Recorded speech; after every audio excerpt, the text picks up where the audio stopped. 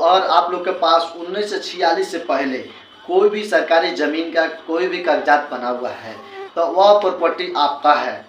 वह कागज़ के आधार पर आप लोग उस प्रॉपर्टी को बेच सकते हैं, किसी को ट्रांसफ़र कर सकते हैं। और उसमें अगर उसी में अगर सरकार के द्वारा जो है कि कोई बंदोबस्त किया गया है उसको आप बेच नहीं सकते हैं। उस पर से सिर्फ आप जो है कि रह सकते हैं, आपके आने वाला अगला पीढ़ी बाल बच्चा रह सकते हैं, नाती पुता रह सकते हैं। किसी को अधिकार उसको ट्रांसफ़र करने का, बेचने का अधिकार नहीं है। कब नहीं होगा? जब आप सरकारी कर्मचारी के माध्यम से अगर आप वह ज़मीन बंदोबस्त कराए हैं तब। अगर बंदोबस्त के है आपके पास और वो सरकारी कर्मचारी, कहने का मतलब यह है कि आज़ादी से पहले अगर कोई भी व्यक्ति अगर आपको बंदोबस्ती कर दिए कुछ समय की सरकारी ज़मीन तो वो आपका होगा।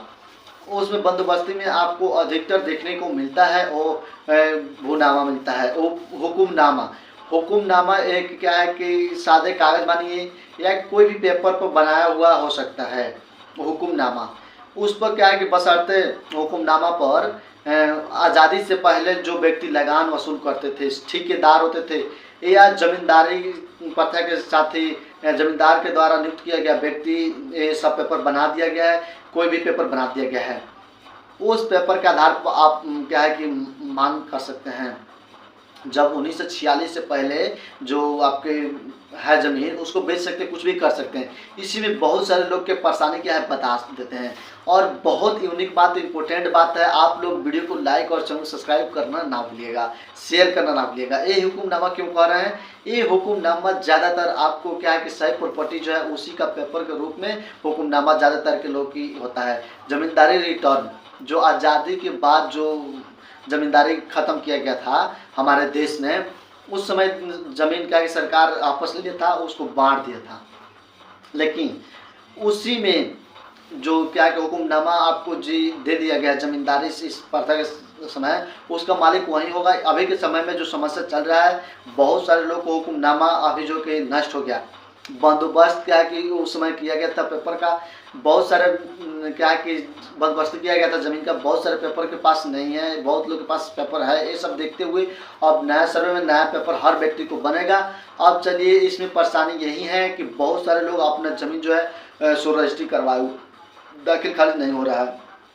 ज़्यादातर दाखिल खारिज में रोक लग गया था बीच में कुछ दिन पहले। आपको वकास ज़मीन हो, गैर मजरूह ज़मीन हो, किसी प्रकार के अन्य सरकारी ज़मीन जो खतियान में दर्ज होता है, वो सरकार के द्वारा रोक लगाया गया था। ये जानकारी जो है कि आम आदमी जब बता दिया गैर मजरूह ज़मीन हो, दाखिल खारिज के लिए आवेदन कर रहे थे, तो उस समय जो है कि अंचलाधिकारी महोदय के यहाँ से या जो हल्का कर्मचारी महोदय के यहाँ से उनको बोला जा रहा था कि इस ज़मीन पर अभी जो है कि दाखिल खारिज रोक है या नहीं है, ये तो अलग की बात है। तो पेंडिंग की बात है, पेंडिंग में क्यों गया ये तो अलग की बात है।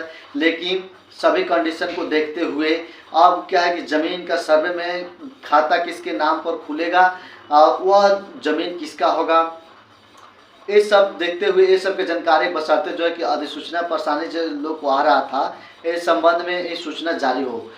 अब ये सूचना जारी हो गया, उसमें बशर्ते बताया गया है कि अधिसूचना वो कॉपी में लिखा गया है सभी तरह के समस्याओं का समाधान कैसे होगा, इस सब बताया गया। जिसके पास हुकुमनामा है और ज़मींदारी रिटर्न जो उपलब्ध नहीं है, फिर भी ज़मीन क्या है कि जिसके कब्जे में है उसी के रहेगा, बशर्ते यह लिखा गया है। इसलिए आपको घबराने की ज़रूरत नहीं है। गैर मजरूह ज़मीन हो या बकास्त मालिक ज़मीन हो या गैर मजरूह मालिक ज़मीन हो या केसरे हिंद ज़मीन हो या किसी तरह की आप अन्य सरकारी प्रॉपर्टी क्यों ना हो, अगर उसका क्या है कि कोई पेपर आपके पास है, को किसी भी व्यक्ति के दौरान क्यों ना बनाया गया हो, और उस पर और आप कब्जा दखल में है, आप आवासीय प्लॉट है, उस पर मकान बना लिए हैं, घर बना के अपना निवास स्थान बनाए हुए हैं, उस पर रह रहे हैं, तो वह प्रॉपर्टी आपके नाम पर होगा 100%। उसका खाता आपके नाम पर ही खोला जाएगा, बशर्ते यह लिखा गया है। यह सूचना आया है, अभी नया आया है सूचना। सारा टोटल चीज़ यहाँ पे बता देते हैं कि 11 पेज में क्या है कि इसको एक्सप्लेन किया गया है सभी कॉलम में। उसको समस्या क्या है, उसका निदान कैसे निकलेगा, इसका खाता किसके नाम पर खोला जाएगा, खतौनी किसके नाम पर तैयार होगा, बशर्ते पूरा जानकारी उसमें दिया गया है। इसी में बहुत सारे लोग क्या है कि परेशानी झेल रहे थे दाखिल खारिज संबंधित, तो आप उनको परेशानी झेलने की ज़रूरत नहीं है। अब दाखिल खारिज बकास ज़मीन या गैर मंजूर ज़मीन का अगर नहीं हुआ है तो आप घबराइए नहीं, सर्वे में फॉर्म अप्लाई कर दीजिए। सर्वे में फॉर्म अप्लाई कर देते हैं तो यह अधिसूचना में क्लियर कर दिया है कि क्यों प्रॉपर्टी किसका है, किसके नाम पर है, किसका होगा, पूरा क्लियर है। तो दाखिल खारिज नहीं भी होता, सर्वे कंप्लीट अगर हो जाती है आपके बिहार में, जो अभी नया नया सर्वे चल रहा है विशेष सर्वेक्षण ज़मीन का, ऑलरेडी क्या है कि आपके नाम पर खतियान बन ही जाएगा। आपके नाम पर खतियान जब बन जाएगा तो ऑलरेडी उसका मालिक क्या है कि आप स्वयं हो जाएंगे, क्योंकि आप लोग जानते हैं कि गैर मजरूआ आम और गैर मजरूआ बकास मालिक या गैर मजरूआ मालिक जो ज़मीन में वह कब्जे के रूप में नाम दर्शाया हुआ रहता है। बहुत सारे खतियान में नाम रहता है, बहुत सारे खतियान में वह कब्जे में नाम नहीं रहता है। उससे भी सरकार स्पष्ट क्लियर कर दिया है कि अगर वह कब्जे में नाम है या चाहे नहीं है उससे कोई मतलब नहीं है।